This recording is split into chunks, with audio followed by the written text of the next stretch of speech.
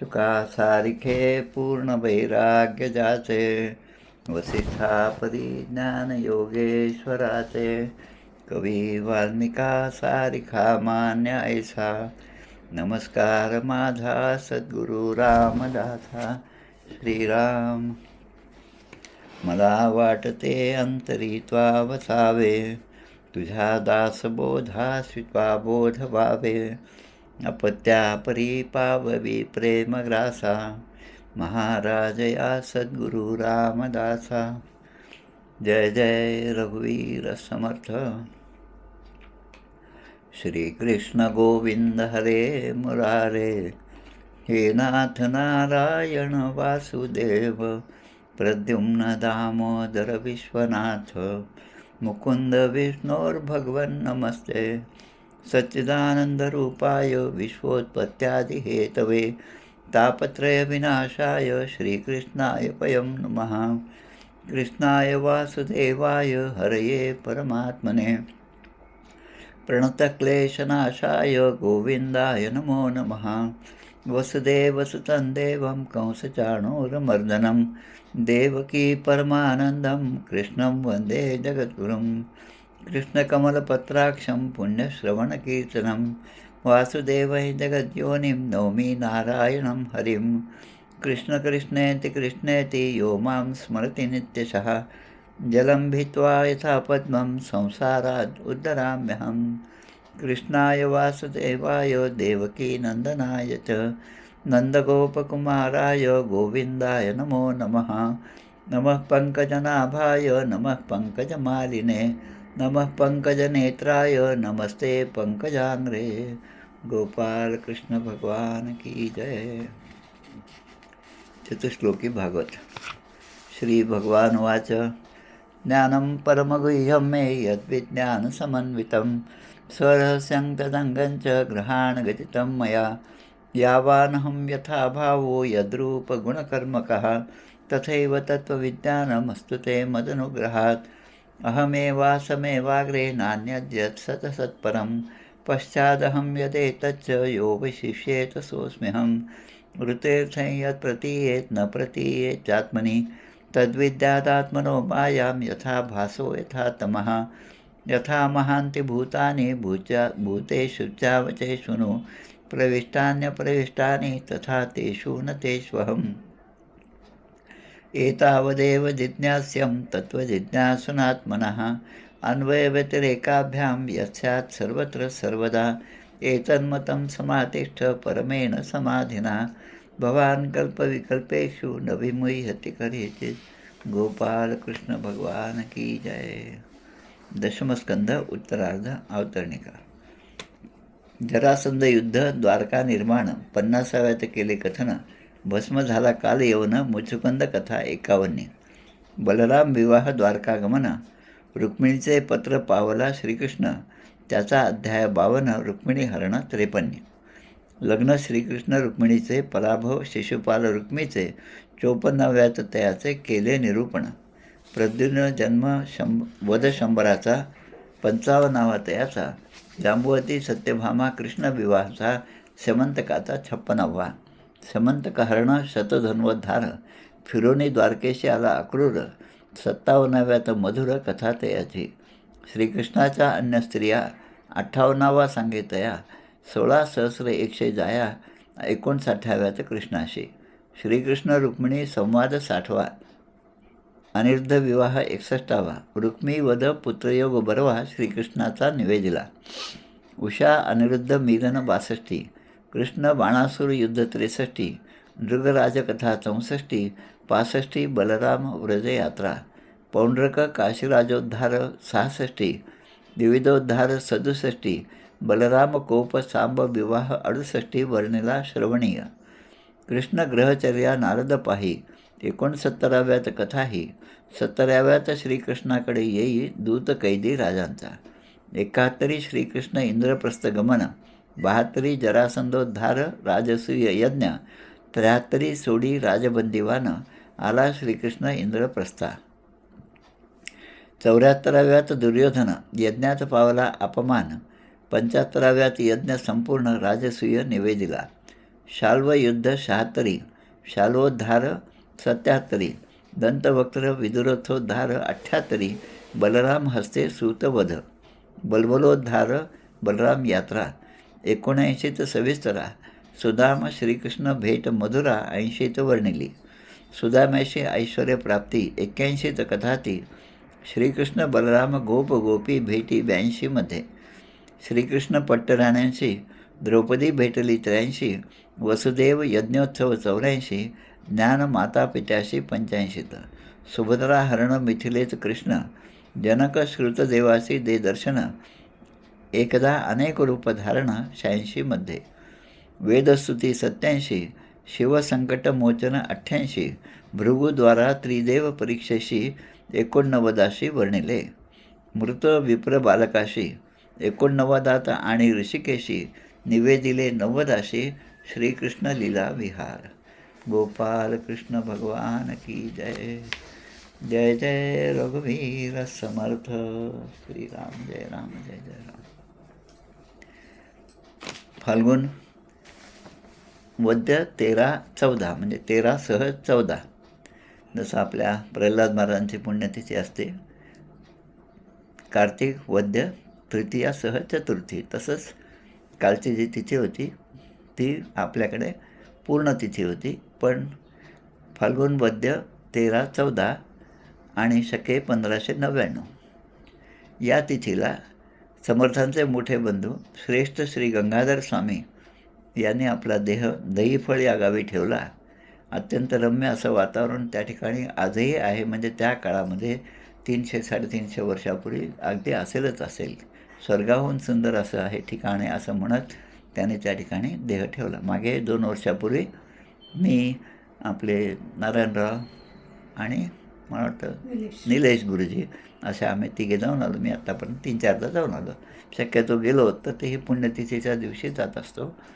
खूप सुंदर असं त्यांचे 2 ग्रंथ आहेत, सुगमोपाय आणि दुसरा भक्ती नाही सांगतो मी तो सुगमोपाय आणि भक्ती रहस्य, हे 2 ग्रंथ खूप सुंदर छान असे आहेत. धुळ्याच्या त्या संस्थेमध्ये हे दोन्ही आपल्याला झेरॉक्स रूपाने मिळतात. काल त्यांची पुण्यतिथी होती. आज जे आहे चतुर्दशी आहे, फाल्गुन वद्य चतुर्दशी. या दिवशी जयराम स्वामी यांची पुण्यतिथी असते. हे जयराम स्वामी म्हणजे आपल्या निलंगाचा जो मठ आहे, आपण गोविंद अण्णाजीबुवा आनंद स्वामी यांच्या मठाचे द्वितीय मठपती. त्यांचा जो लेख होता एक 10-11 वर्षापूर्वीचा माझा, तो पण मी आज समूहावर दिलेला आहे, तो आपण कृपया वाचावा. हे दोघेही आनंद स्वामी आणि जयराम स्वामी हे दोघेही त्या 32 शिराळाकडचे सांगली जिल्ह्यातले आहेत. समर्थांच्या बरोबर ते आल्यानंतर त्यांचं नाव आनंद स्वामी झालं आणि मग ते या ठिकाणी निलंग्यामध्ये स्थायिक झाले. निलंग्यामध्ये सुद्धा आता आपले सुधीर बुवा रामदासी त्या ठिकाणी मठपती म्हणून आहेत. त्यांचे मोठे बंधू जे आहेत गणेश बुवा रामदासी, हे सुद्धा आपल्याकडे अकोल्यात येऊन गेले. मला वाटतं नारायणराव अलकरी यांची त्यांची भेट झाली. त्यावेळेस मी नव्हतो आणायचं, त्यामुळे घरीची भेट घेऊन ते गेले. त्या मठामधलं वैशिष्ट्य असं की ज्या ठिकाणी समाधी आहे, म्हणजे गावाच्या बाहेर 1-1.5 किलोमीटर अंतरावर समाधीचं, आणि त्या मठाची शेती त्या ठिकाणी आहे. 22-24 एकरची शेती आहे. त्या ठिकाणी जी समाधी आहे ती आनंद स्वामींची समाधी आहे.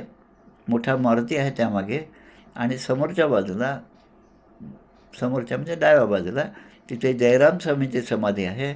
तसंच आपले धाराशिवचे अनंतदास रामदासी यांचीसुद्धा समाधी आहे. अनंतदास रामदासी हे अनेक वर्ष त्या ठिकाणी येत जात होते आणि म्हणून त्यांची एक समाधीसुद्धा त्या ठिकाणी आहे. या सगळ्या मठांना आपण भेटी दिल्या तर सहजपणे तिथला इतिहास आपल्या लक्षात येतो आणि आपल्या संप्रदायावरचं जे प्रेम आपलं आहे ते द्विगुणित होतं, असा निदान माझा तरी अनुभव आहे. आपणही तो अनुभव घ्यावा यासाठीच एवढं सविस्तर सांगत आहे.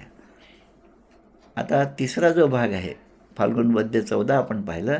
आता फाल्गुन वद्य 15 म्हणजे उद्याचा दिवस, फाल्गुनी अमावस्या, त्याच्याबद्दलचा विचार जो आहे तो आपण उद्या करू. फाल्गुन अमावस्येच्या दिवशी 2 गोष्टी घडल्या. ज्या ठिकाणी त्रयोदशीसह चतुर्दशी श्रेष्ठ गंगाधर स्वामींनी आपला देह ठेवला त्यांच्यानंतर जो निरोप दिला जाम समर्थमध्ये, त्यावेळेस त्यांच्या पत्नी पार्वतीबाई हे त्या ठिकाणी आल्या दैफळला, आणि आपल्या पतीचं दर्शन घेऊन त्यांनीसुद्धा पतीच्या चरणाशी आपला देह ठेवला. तो दिवस होता फाल्गुन वद्य, ही फाल्गुन अमावस्या. या दोन्ही दिवशी, त्रयोदशीसह चतुर्दशी आणि नंतरच्या अमावस्येला समर्थगडावर असताना समर्थाने अवेळी स्नान केलं. त्याचं कारण जेव्हा भक्ताने विचारलं, शिष्याने विचारलं, तेव्हा ते म्हणतात की आज आमचे मोठे बंधू श्रेष्ठ हे निजधामास गेले, आणि लगेच पुन्हा दुसऱ्या दिवशी असं त्यांनी स्नान केलं. मग म्हणतात त्यांच्या पत्नी, आमच्या वहिनी पार्वती वहिनी, ह्यासुद्धा निजधामास गेल्या. म्हणजे काही इंटरनेट नाही, व्हॉट्सॲप नाही, काहीच नसताना समर्थांना अंतरप्रेरणेने या गोष्टी सहजपणे सज्जनगडावर समजल्या, आणि त्याप्रमाणे या दोघांनी त्या दैफळ खंडारे या ठिकाणी देह ठेवला, आणि त्यांची अंत्यक्रिया जी आहे ती या अमावस्येच्याच दिवशी झालेली आहे. आता अजून 2 संदर्भ जे आहेत ते आपण उद्याच्या वेळेस पाहूया. खूप छान असा आपला सगळा इतिहास आहे. तो इतिहास पाहिल्यानंतर तो इतिहास जाणून घ्यायची इच्छा आपल्याला होणं हेच आपल्यातलं मुमुक्षुत्व आहे. आजचा जो भाग आहे, दशमस्कंद अध्याय 76, शाल्वाबरोबर यादवाचं युद्ध. आज आणि उद्या शाल्वा संबंधित हे 2 अध्याय आहेत. आता शाल्व कोण याचा विचार करूया आपण. काशी नरेश, काशीचा राजा असणारा शाल्व, हे शाल्व भीष्मांच्या समकालीन होते. भीष्माने जेव्हा काशीवर आक्रमण केलं होतं, भीष्मांचे पुतणे असणारे जे दोघे होते, पंडू आणि विचित्रवीर्य, यांच्यासाठी म्हणून त्यांचा विवाह करायचा, आणि म्हणून त्या युद्धामधून जेव्हा परत येताना त्यांनी त्या ठिकाणून त्या राजाच्या कन्या ज्या आहेत, अंबा, अंबिका आणि अंबालिका, या तिघांना घेऊन ते जेव्हा आले, तेव्हा त्या युद्धामध्ये हे जे शाल्व आहेत हे आता भीष्मांचे शत्रू झाले. आणि शाल्व हे शिशुपालाचे मित्र होते आणि रुक्मिणीचे सुद्धा मित्र होते. त्यामुळे रुक्मिणीच्या विवाहप्रसंगी, रुक्मिणी हरणाच्या प्रसंगी या शाल्वाचा सुद्धा उल्लेख त्या ठिकाणी होता. आणि कृष्णाचा शत्रू असणारेच हे शाल्व, आणि हे एका रेफरन्समध्ये, संदर्भामध्ये असंही दिलेलं आहे की मुळामध्ये हे सौवीर देशाचे होते. सौवीर म्हटलं की आपल्याला रौगण राजा आठवतो त्या आख्यानामध्ये, त्यामुळे सौवीर देशाशी या शाल्वांचा संबंध होता. आता या शाल्वाबरोबर यादवांचे युद्ध झाले. शुकदेव कथा सांगत आहेत या ठिकाणी परीक्षित राजाला.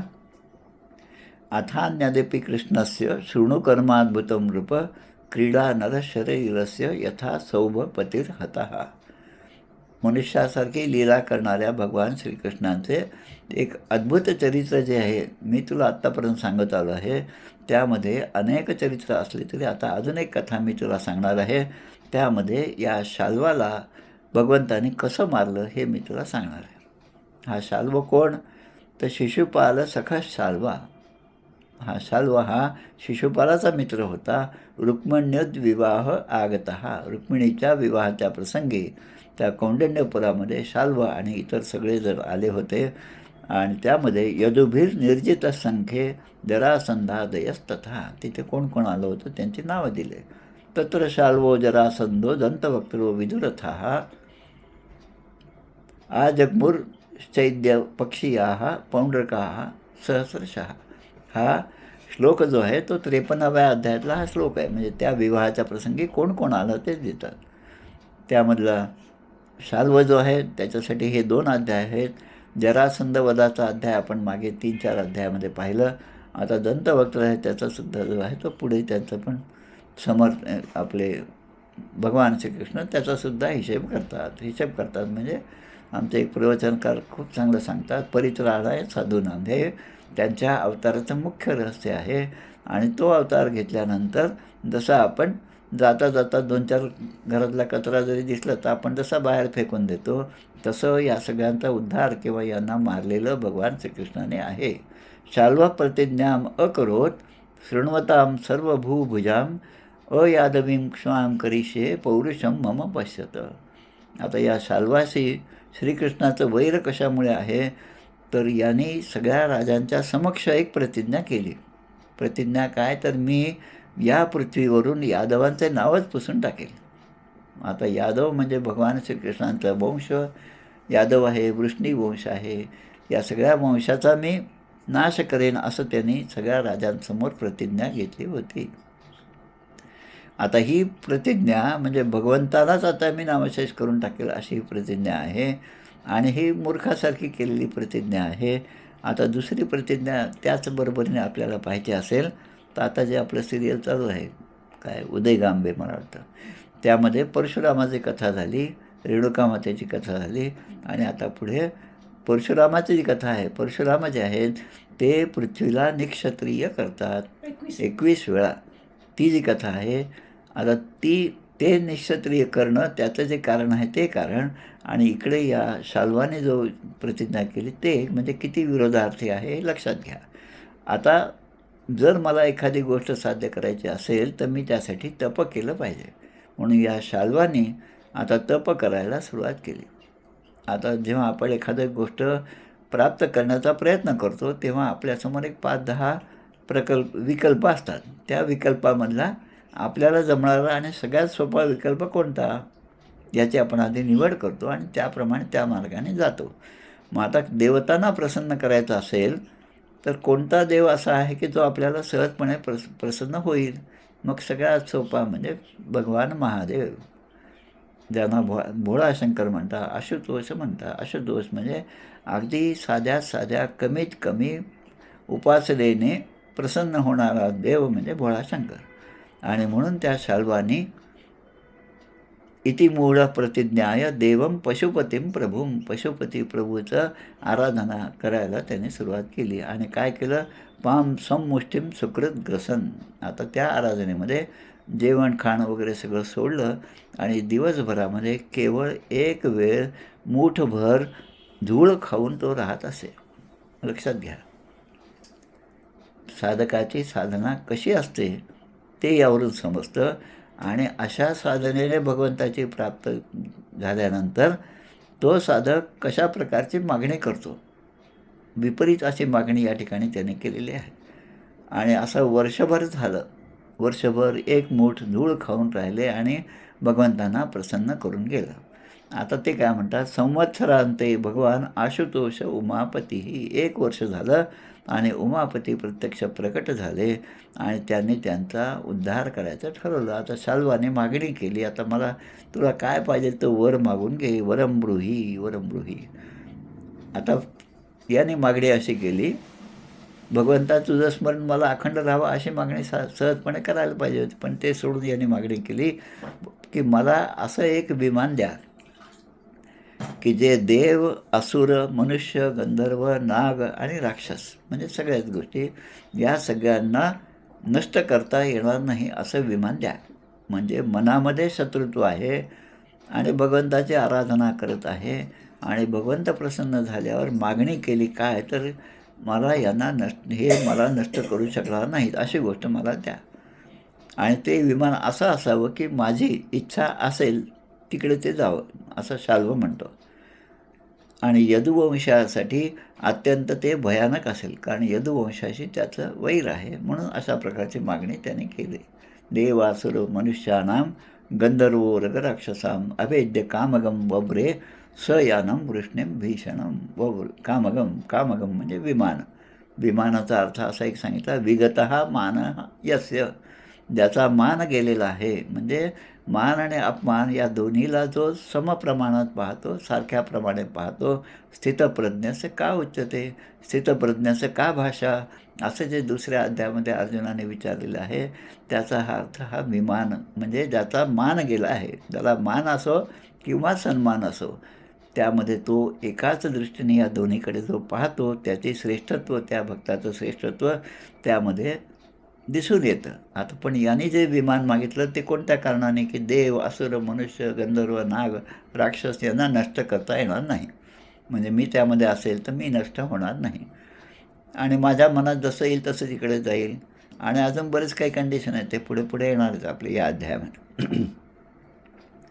आता भगवान शंकर प्रसन्न झाले तथेती गिरीश आदिष्टो मयः पुनंदय. गिरीशमध्ये भगवान शंकर प्रसन्न झाले आणि आदिष्ट म्हणजे त्यांना वर दिला, तथास्तु म्हणून वर दिला. त्याप्रमाणे भगवंताच्या आदेशाने मयदानवाने एक विमान तयार केलं. ते होतं लोखंडाचं विमान. सौभ हे त्याचं नाव. सौभ नावाचे विमान तयार केले आणि ते शाल्वाला दिलं. पुरम निर्मात्य शाल्वाय, शाल्वासाठी तयार केलेलं ते विमान त्याला दिलं. आता सलब्ध्वा कामकं ज्ञान तमोधाम दुरासदम. आता ते विमान कसं होतं की ते अंधकारमय होतं, म्हणजे कोणालाही दिसणार नाही असं होतं. त्याला पाहणे किंवा पकडणे हे सुद्धा अवघड होतं. त्यामध्ये असणाऱ्या शाल्वाची जशी इच्छा असेल त्या दिशेला ते विमान फिरायचं.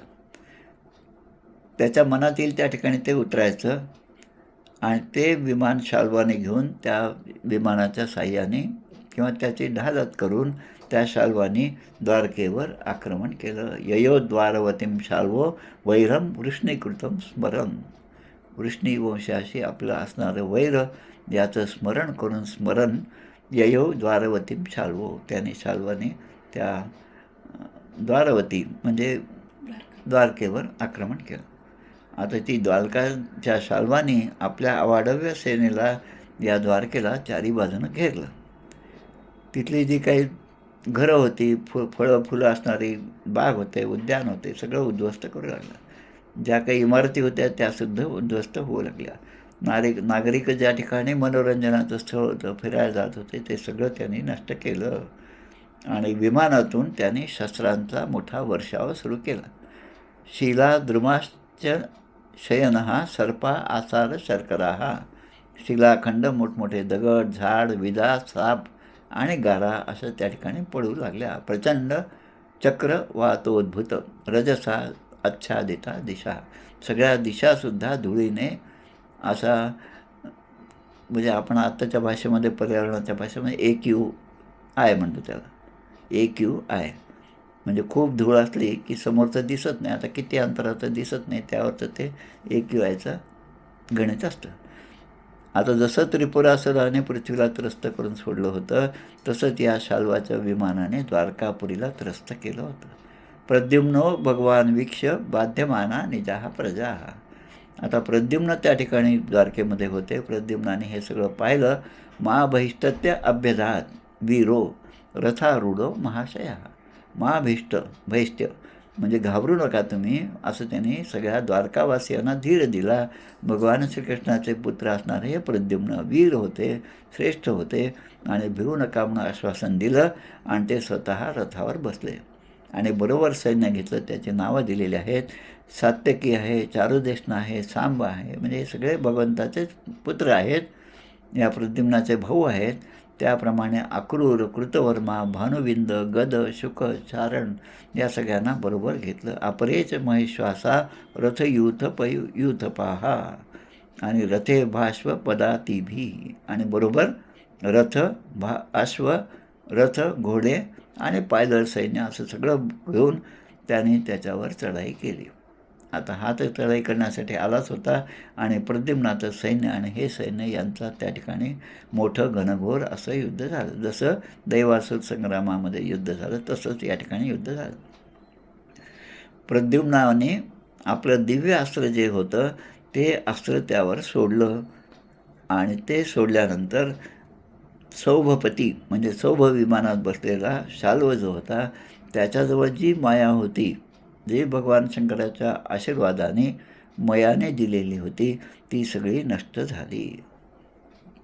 विव्याध पंचविंशत्या स्वर्णपुरी रयोर्मुखैः शाल्वस्य ध्वजनीपालम शरी सुन्नत पर्वभिः. प्रद्युम्नाच्या बाणाने, त्याचे बाण कसे होते ते या ठिकाणी दिलं. बाणाचं जे टोक असतं, जे टोकदार असतं ते सोन्याचं, ते लोखंडी फाळ होतं आणि बाणाच्या मागच्या बाजूला जे आपण पिसाऱ्यासारखं पाहतो, मोराच्या पिसाऱ्यासारखं, ते जे होतं तर ते सोन्याचे पंख होते. त्याच्या गाठी म्हणजे ते कुठे जॉईन केलं होतं हे काही दिसत नव्हतं. अशा 25 बाणांनी त्याने त्या शाल्वाचा जो सेनापती होता त्याला घायाळ केलं. शतेना ताळयत शाल्व एकैकेनास्य सैनिकान.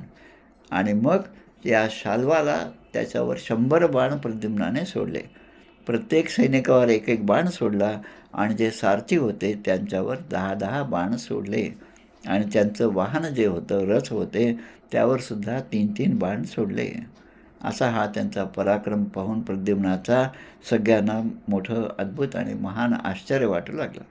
मयदानवाने केलेलं ते जे विमान होतं, मायावी होतं, ते असं विचित्र होतं. आता त्या विमानाचं आता या ठिकाणी वर्णन केलं आहे. आता यांनी तर बाण सोडले, पण त्याला आशीर्वादाने असं विमान प्राप्त झालं की जे कधी दिसत होतं आणि कधी दिसत नव्हतं. आता समोरचा शत्रू जेव्हा दिसतो तेव्हा त्याच्यावर आपल्याला वार करता येतो, बाण मारता येतो, पण तो जर त्या ठिकाणं अदृश्य झाला, मग बाण कुठे मारावं हे सुद्धा आपल्याला समजत नाही. अशी परिस्थिती या प्रद्युम्नाच्या सैन्याची झाली. जेव्हा वाटेल तेव्हा ते अदृश्य व्हायचं, वाटेल तेव्हा ते दिसायचं. आणि असाच प्रसंग रावण युद्धामध्ये सुद्धा अशाच प्रकारचा झालेला आहे. हा सुद्धा संदर्भ आहे. आता क्वचित भूमो क्वचित व्योमनी. व्योमन म्हणजे आकाश, व्योम म्हणजे आकाश. क्वचित भूमो म्हणजे ते विमान कधी जमिनीवर उतरलेलं दिसायचं यांना आणि कधी कधी आकाशामध्ये ते फिरत आहे असं दिसायचं. गिरिर्मूर्ध्नी जले क्वचित. एखाद्या पहाडावरसुद्धा ते विमान एकदमच दिसायचं आणि मग काही क्षणामध्ये ते पाण्यावर तरंगत असतानासुद्धा दिसायचं. आलात चक्रवत भ्राम्यत सौभम तद दुरवस्थितम. आलात चक्रवत म्हणजे बूमरँग, म्हणजे जे आपण सोडल्यानंतर पुन्हा गोल फिरून पुन्हाच आपल्या हातात येतं. अशा प्रकारे ते विमान फिरत होतं आणि फिरत असताना कधी दिसत होतं आणि कधी दिसत नव्हतं. त्यामुळे तिथे आता कोणावर वर्षाव करावा हे काही प्रद्युम्नाच्या सैन्याला समजत नव्हतं. आणि सूर्य आणि अग्नीप्रमाणे जळणारं तेज विषारी बाण असे त्या ठिकाणी सोडण्यात आले होते आणि शाल्वाचं ते विमान आणि सेना त्यामुळे ती अत्यंत व्याकुळ पण झाले, कारण या सगळ्या बाणांच्या तेजाने. आणि स्वतः शाल्व हा जो आहे तो सुद्धा मूर्छित होऊन पडला. आता शाल्वाचा जो सेनापती होता त्याने शाल्वमान्यो द्युमान नाम प्रद्युम्नम प्रपीडित. शाल्वाचा सेनापती द्युमान नावाचा जो होता त्यांनी सुद्धा प्रद्युम्नावर अनेक बाणांचा वर्षाव केला. आता हा शाल्वाचा सेनापती जो आहे द्युमान आणि त्याच्याबरोबर असणारं सैन्य हे मात्र खरं म्हणजे घाबरलेलं होतं, पण त्यांनी काही रणांगण सोडलं नाही. मरण आले तर स्वर्ग प्राप्त होईल आणि जिवंत राहिलो तर मात्र विजय मिळेल. हातो वा प्राप्यसे स्वर्गम जित्वा वा भोक्षसे महिम तस्मादुत्तिष्ठ कौन्तेय युद्धाय कृतनिश्चयम. दुसऱ्या अध्यायामध्ये भगवंतांनी केलेला हा उपदेश आहे. हातो वा प्राप्यसे स्वर्गम. आधी याचप्रमाणे हे शत्रूचं सैन्य असलं तरी ते लढत होतं. हा द्युमान जो होता तो शाल्वाचा एक बलवान असा मंत्री होता. आता त्यांनी लोखंडी गदा घेऊन या प्रद्युम्नावर एकदम आक्रमणच केलं. त्याच्या म्हणजे शरीरावरच आक्रमण केलं. आणि झालं असं की त्या गदेचा इतका जोराने प्रहार बसला आणि प्रहार बसल्याबरोबर युद्धनीती जे सांगते जसं नरोवा कुंजरोवा हे जसं म्हटलं त्याचप्रमाणे या ठिकाणी त्यांनी प्रद्युम्नावरला आता गदा आपण मारलेली आहे. प्रद्युम्न हा रक्तबंबाळ झालेला आहे. त्याचा फायदा घेऊन मी मारलं असं तो ओरडायला लागला. प्रद्युम्नं गदया शीर्ष्ण वक्षस्थलम मरिंदनम अपोवाहरणात सुतो धर्मविद दारुकात्मजः. असं तो ओरडायला लागला. आता प्रद्युम्नाचे वक्षस्थळ जे होतं ते आता आघाताने जखमी झालं. प्रद्युम्न त्याच्या रथावर बसलेला होता. प्रद्युम्नाच्या रथाचा जो सारथी होता, आता रथ म्हटला की 3 गोष्टी आहेत की एक रथ, त्याचा सारथी आणि मागे बसणारा तो रथी, म्हणजे 3 गोष्टी. आता या सारथ्याचं सुद्धा एक कर्तव्य असतं. जसं पत्नी धर्म, स्त्री धर्म, पुत्रधर्म, मित्रधर्म आणि आपला सगळाच धर्म जो आचरणासाठी आपण नेहमी आचरणामध्ये आणतो. कोणी आणत नाही, अधर्माप्रमाणे वागण्याचा प्रयत्न करतात. तसं प्रत्येकाने आपल्या धर्माचं पालन केलं. धर्मो रक्षती रक्षितः, तर तोच धर्म आपलं रक्षण करतो. आता हा जो होता प्रद्युम्नाच्या रथाचा सारथी हा कोण होता? तर भगवंताच्या रथाचा सारथी जो दारुक होता, त्या दारुकाचाच हा पुत्र होता. पुढे आपल्याला येणार आहे. भगवंताचं जेव्हा निजधाम गमन झालं त्यावेळेस हा दारुक त्यांच्याबरोबर होता. त्या व्याधाने मारलेल्या बाणामुळे भगवंतांना देह सोडून जावा लागला. त्यालासुद्धा खूप वाईट वाटलं. पण भगवंत म्हणतात, माझ्या इच्छेनेच हे घडलं आहे, त्यात तुझा काही दोष नाही. तो सुद्धा दिव्यगतीला प्राप्त झाला. आणि हा दारुक जो होता तोच त्यालासुद्धा भगवंताने दिव्य लोकांना पाठवलं. त्याच दारुकाचा पुत्र आता भगवान श्रीकृष्णाचा पुत्र असणाऱ्या प्रद्युम्नाचा सारथी झालेला होता. आणि या युद्धामध्ये त्याने असं पाहिलं की आपला रथी जो आहे प्रद्युम्न महाराज जे आहेत ते आता रक्तबंबाळ झालेले आहेत, ते आता बेशुद्ध पडलेले आहेत. त्यामुळे सारथ्याने सारथ्याच्या धर्माप्रमाणे वागावं आणि जो रथी आहे त्यांनी रथीच्या धर्माप्रमाणे वागावं. या गोष्टी या ठिकाणी सांगितलेल्या आहेत. आणि त्याने काय केलं, त्या ठिकाणी जसा आपला राजा मागे बसलेला आहे पण तो आता जखमी झालेला आहे, आता युद्धामध्ये तो युद्ध करू शकत नाही, बेशुद्ध झालेला आहे, तेव्हा आपला रथ हळूच बाजूला न्यावा, हे त्या सारथ्याचं काम आहे. त्याप्रमाणे त्यांनी हा प्रद्युम्नाचा रथ बाजूला नेला. त्या सगळ्या रणाच्या धुमश्चक्रीमधून बाहेर शांत ज्या ठिकाणी असेल त्या ठिकाणी नेला. संलब्धो मुहूर्तेन कार्ष्णी सारथम अब्रवीत अहो असाध्वितम सूत यत रणान्मे अपसर्पणम. अपसर्पणम म्हणजे रथ त्या जागेवरून बाजूला नेला. आणि ही गोष्ट जेव्हा हा प्रद्युम्न 2 घटकेनंतर शुद्धीवर आले तेव्हा त्याने पाहिलं आणि तो प्रद्युम्न आता त्या सारथ्यावर रागवला. काय म्हणतात, हे सूत म्हणजे सारथी. तसं आपण कर्णाच्या बाबतीमध्ये सारथी, तर सारथ्याचा पुत्र असणारा हा कर्ण आहे. तसंच या ठिकाणी तो त्याला म्हणतो, हे सूता, तू मला त्या रणभूमीवरून बाजूला का आणलेस आणि हे तू फार वाईट कृत्य केलं. आता ज्याला आपण धर्मयुद्ध म्हणतो तेव्हा तो काळ वेगळा होता, कारण त्या ठिकाणी प्रत्येकाला काय म्हणतो व्यक्ती स्वातंत्र्य होतं आणि म्हणतो वाणीचं स्वातंत्र्य होतं. जो जो मनात आहे तो व्यक्त करत होता आणि त्याला राजासुद्धा अभय देत होता. आता सगळीच परिस्थिती बिघडलेली आहे. ज्याला जेव्हा पाहिजे तेव्हा राजाला आपण नावं ठेवायची आणि मग दुसऱ्या दिवशी मी असे नावं ठेवलीच नाही म्हणून ते पुन्हा एकदा प्रेस कॉन्फरन्स घेऊन तसं सांगायचं. हे असं आताचं काळ आहे. त्या ठिकाणी तो सारथी जो आहे दारुकाचा पुत्र तो त्या ठिकाणी म्हणता आणि तो प्रद्युम्न त्याला म्हणतं की न यदुनाम कुले जातः श्रूयते रणविच्युतः. आमच्या कुळामध्ये असा प्रकार आत्तापर्यंत कोणीच केलेला नाही. रथाच्या रणांगणामधून जीवाच्या भीतीने कोणीच पळून गेलेलं नाही. विनामत क्लिबचित्तेन सुतेन प्राप्त किल्बिषात. आणि तू हा कलंक माझ्यावर लावलेला आहे असं प्रद्युम्न त्याला म्हणतात, त्या सारथ्याला. खरोखर तू षंड आहेस, भित्र आहेस आणि म्हणून तू मला त्या ठिकाणून बाजूला आणलेला आहे. आता प्रद्युम्नाच्या मनामध्ये पुढचा प्रसंग असतो की आता पुढे गेल्यानंतर काय होणार. युद्ध संपल्यानंतर मी जेव्हा घरी जाईल तेव्हा माझे काका बलराम आणि माझे वडील श्रीकृष्ण मला युद्धाबद्दल विचारतील. किमनु वक्षेभि संगम्य पितरो राम केशवहू. राम आणि केशव, राम म्हणजे बलराम, केशव म्हणजे भगवान श्रीकृष्ण. युद्धात सम्यक अपक्रांतम. युद्धाच्या ठिकाणी काय झालं, तू युद्धातून पळून का आलास, असं सगळेजण मला विचारतील. तेव्हा मला खूप अगदी मैल्यासारखं होईल असं तो सांगतो. व्यक्तम मे कथयिष्यन्ति हसंत्यो भ्रातृजा मया. हा भ्रातृजा म्हणजे भ्रातृ म्हणजे भाऊ, भ्रातृजा म्हणजे भावाची पत्नी म्हणजे भाऊजाई जे आहेत. आता कृष्णाचा आपण सगळं हिशोब पाहिला. 16,108 पत्नी, प्रत्येकीची 10 मुलं आणि 1 मुलगी.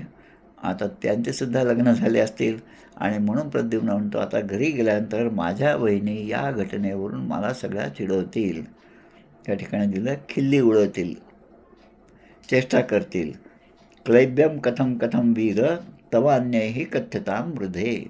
हे वीरपुरुषा, आम्हाला सांगा तू असा षंड का निपजलास. या कृष्णाच्या वंशामध्ये तुझ्यासारखा प्रद्युम्न वीर असणारा अशा प्रकारे युद्धभूमी सोडून का पळून आलास. युद्धात तुझे शत्रूचे म्हणजे ते युद्ध कसं झालं हे आधी आम्हाला सांग आणि मग तू पळून का आलास हे सुद्धा सांग. अशा प्रकारे सगळे मला गेल्यानंतर विचारतील. आता सारथी त्याने सगळं ऐकलं आणि सारथी आता जे म्हणतो ते महत्त्वाचं आहे. सारथी म्हणतो की मी सारथी असल्यामुळे सारथ्याचा जो धर्म आहे त्या धर्माने मी वागत आहे. प्रत्येकाने आपापल्या धर्माप्रमाणे वागलं पाहिजे. ब्राह्मणाचा धर्म इतरांना ज्ञान देणे, इतरांना धर्म काय आहे ते समजावून सांगणे आणि ते सगळे सांगण्यापूर्वी आपलं आचरण तसं त्या धर्माच्या अनुषंगाने असणं हे महत्त्वाचं आहे. क्षत्रिय जे आहेत ते क्षत्रियाने आपला धर्म पाळला पाहिजे, म्हणजे सगळ्यांचं रक्षण क्षत्रियाने केलं पाहिजे.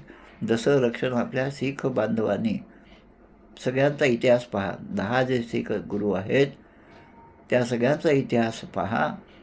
यूट्यूबवर आजकाल खूप गोष्टी असतात. आता याच ठिकाणी मला अनुभव आला, शल्य आणि शाल्व यामध्ये थोडंसं कन्फ्युजन होतं.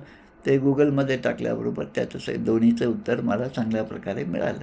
तसं हे आपल्याला समजलं पाहिजे की आपण आपल्या जनतेचं रक्षण कसं करावं, आणि त्यासाठी आदर्श असा हा शीख संप्रदायातले जे 10 गुरु आहेत त्या 10 गुरूंचं चरित्र जरूर सगळ्यांनी वाचावं. त्या गुरूंच्याबद्दलचं प्रेम मला यासाठी आहे की आमचं गाव रत्नागिरी जे आहे ते नांदेड जिल्ह्यामध्ये, त्यामुळे लहानपणापासून नांदेडला गेल्यावर गुरुद्वाराचं दर्शन घेतल्याशिवाय आम्ही कधीही परत आलो नाही. आणि मग पुढे पुढे त्यांचं प्रेम वाढीस लागलं आणि ते चरित्र वाचण्याचा योग आला. त्यांच्यावर 1-2 प्रवचनंसुद्धा वेगळी म्हणजे त्या गुरुद्वाऱ्यामध्ये सुद्धा झाली. दिल्लीचा शीसगंध गुरुद्वारा जो आहे त्या ठिकाणी प्राध्यापकांच्या बरोबर जेव्हा आम्ही गेलो होतो तेव्हा सगळेजण घाबरत होते, कारण तो काळ म्हणजे 84-85चा काळ होता. इंदिरा गांधींचा वध झाला होता, त्यामुळे शिखांच्या बरोबर सगळ्यांच्या मनामध्ये एक भीती होती. बाकीची सगळी प्राध्यापक मंडळी सगळी बाहेरच बसली, पण मी मात्र आत गेलो शीसगंध गुरुद्वाऱ्यामध्ये. आणि जे काही, कारण मला चरित्र माहीत होतं म्हणून त्यांच्याबद्दल मी जे प्रश्न विचारले त्यावरून तिथले जे प्रमुख किंवा त्या ठिकाणी सेवा देणार होते त्यांच्याही लक्षात आलं की अरे हे काहीतरी अभ्यास केलेला हा माणूस आहे, म्हणून त्याने बसवून माझ्याकडून सगळं त्या ठिकाणी वदवून घेतलं. ती कथा ती आहे. म्हणजे याचा अर्थ असा काय, अखंड भिक्षेचा अभ्यास तयास वाटेना परदेश, जिकडे तिकडे स्वदेश भुवनत्रयी. आणि म्हणून परमेश्वराचे अनंत गुण मनुष्य काय सांगावे कोण, परंतु अध्यात्म ग्रंथ श्रवण होता उमजे. अनेक ग्रंथांचं वाचन, अनेक चरित्रांचं वाचन आणि मग त्याचं प्रगटीकरण प्रवचनाच्या माध्यमातून करत गेलं की त्या त्या घटना आपल्यामध्ये त्या स्थिर होतात, केव्हाही त्याबद्दलचा संदर्भ देता येतो, असा एक अनुभव आहे. आता हा सारथी जो आहे तो सांगतो त्या ठिकाणी, धर्मम विजानता युष्मन कृतमेतन्मया विभो सूतम कृच्छ्रगतम रक्षेत रथिनम सारथिम रथी. मी जे काही केलं ते सारथ्याचा धर्म म्हणून मी केलं. आता सारथी, रथ आणि रथी 3 गोष्टी. त्यामुळे सारथी जो आहे तो सारथी त्याने मागे बसलेल्या त्या राजाचं रक्षण केलं पाहिजे. मागे बसलेला जो रथी आहे त्याने त्या सारथ्याचं सुद्धा रक्षण केलं पाहिजे. युद्धामध्ये आपल्या सारथ्यावर एकही बाण लागू नये, तो त्या ठिकाणी घायाळ होऊ नये, अशी प्रकारची योजना त्या रथीने केली पाहिजे. नुसतंच मागे बसतो आणि कोल्ड्रिंक पीत बसतो असं नाही चालणार, पण त्या युद्धामध्ये आपलं कर्तव्य आपण पूर्णपणे बजावलं पाहिजे. मग तो म्हणतो, संकट आल्यावर सारथ्याने रथात बसलेल्याचे रक्षण करावे आणि रथीने सारथ्याचे रक्षण करावे, हाच खरा धर्म आहे. आता या महाभारताच्या निमित्ताने अजून 1-2 गोष्टीचा उल्लेख या सारथ्याच्या साठी करावा लागेल. एक तर दुर्योधनाचा मामा असणारा शकुनी मामा, कंस जो आहे तो भगवान श्रीकृष्णाचा मामा असणारा कंस. आता हे दोघांचा दुष्टपणा जो आहे तो लक्षात घ्या. त्यामुळे शकुनी नावाचा माणूस शोधूनही सापडणार नाही, कंस नावाचा माणूस शोधूनही सापडणार नाही.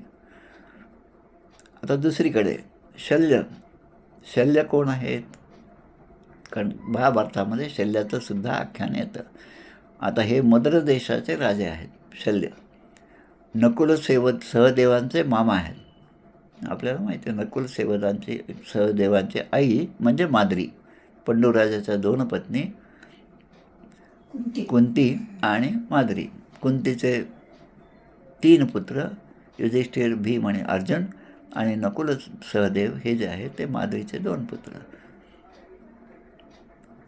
या मामा म्हणजे शल्य हे कौरवांकडे होते या युद्धामध्ये. आता हे कौरवांकडे का गेले, कारण शल्य हे जेव्हा त्या युद्धामध्ये सहभागी होण्यासाठी येत होते तेव्हा त्यांचं अनेक ठिकाणी जेव्हा मुक्काम होता त्या ठिकाणी त्यांचं खूप चांगलं स्वागत झालं. त्यांची राहण्याची व्यवस्था खूप चांगली केली. आता हे नकुल सहदेवांचे मामा असल्यामुळे त्यांना असं वाटलं की नकुल सहदेवांनी आणि आपल्या पांडवांनी युधिष्ठिरांनी आपलं सगळी व्यवस्था खूप चांगल्या प्रकारे केली, त्यामुळे ते खूप आनंदात होते. आणि ते तिथल्या सेवकांना सांगतात, मी गेल्यानंतर ह्या सगळ्या पांडवांना युधिष्ठिरांना सांगेन की तुम्ही माझी खूप चांगली व्यवस्था ठेवली. असं ते जेव्हा म्हणाले तेव्हा दुर्योधन जो आहे, जो दुष्टबुद्धीचा होता, त्याचं त्या ठिकाणी आगमन झालं आणि दुर्योधनाने याचं काय म्हणतात मतपरिवर्तन केलं. मतपरिवर्तन म्हणजे वाईट गोष्टीकडे याला वळवलं आणि एवढं वळवलं की त्या युद्धामध्ये हा शल्य जो आहे तो कौरवांच्याकडून खेळला, कौरवांच्याकडून सेनापती झाला पुढे, म्हणून आपण कर्णाचा सारथी झाला. आता कौरवाकडे असल्यामुळे आता कर्णसुद्धा दुर्योधनाला प्रिय होता, म्हणजे नुसतं दाखवण्यासाठी होता, सूतपुत्र आहे. आणि दुसरीकडे शल्य जो आहे तो खरं म्हणजे नकुल सहदेवांचा मामा आहे. आता त्याला आपल्याकडे जर मोठी पोस्ट दिली तर नकुल सहदेव किंवा पाचही पांडव त्यांना मारणार नाहीत ही खात्री होती, आणि त्यांना मारणार नाहीत म्हणजे हा कर्णालासुद्धा मारणार नाहीत, असा सगळा विचार करून त्याने त्याला आपल्या रथाचं सारथी केलं. आता दुसरीकडे सारथ्याचं काय कर्तव्य ते लक्षात घ्या. कैकेयी पण दशरथ म्हणजे आपल्या रामायणाचा संदर्भ घ्या. एका युद्धामध्ये दशरथ हा रथी होते, दशरथ राजा, आणि कैकेयी ही सारथ्य करत होती.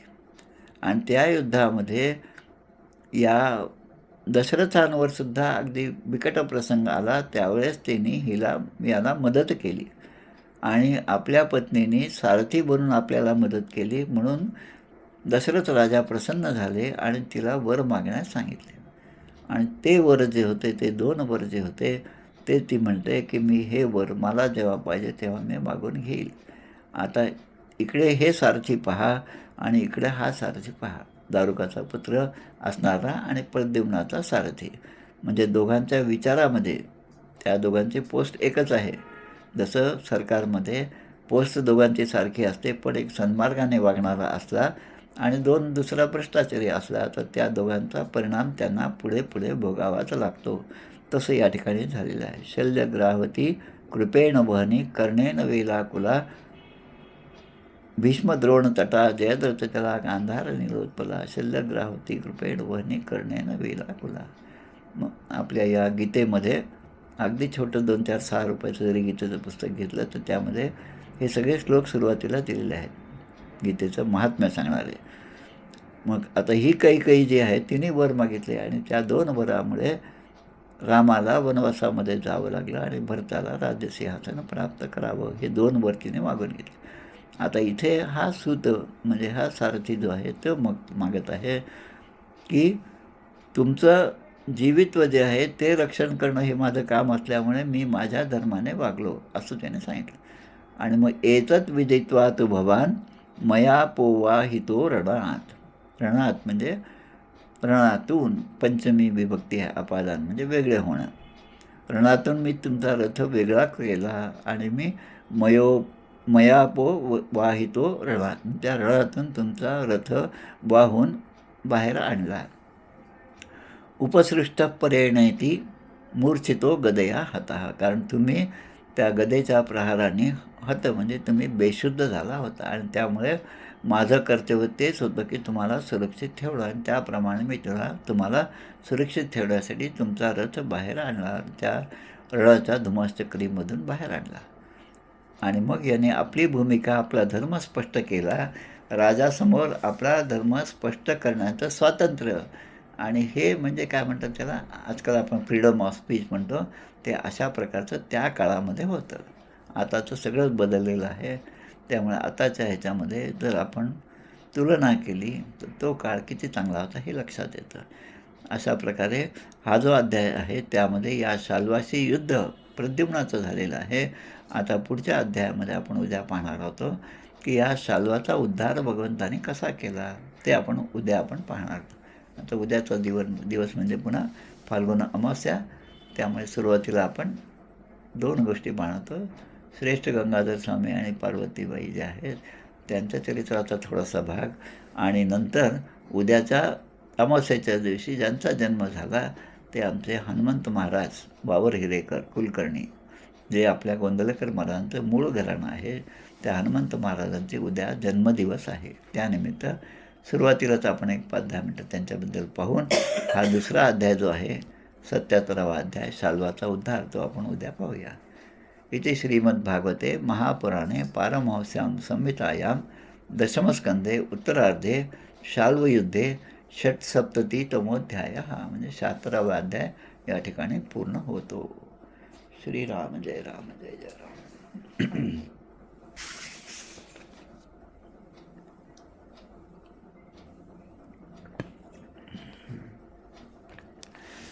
जय हो जय श्री भागवता, आरती करी तुझ भगवंता.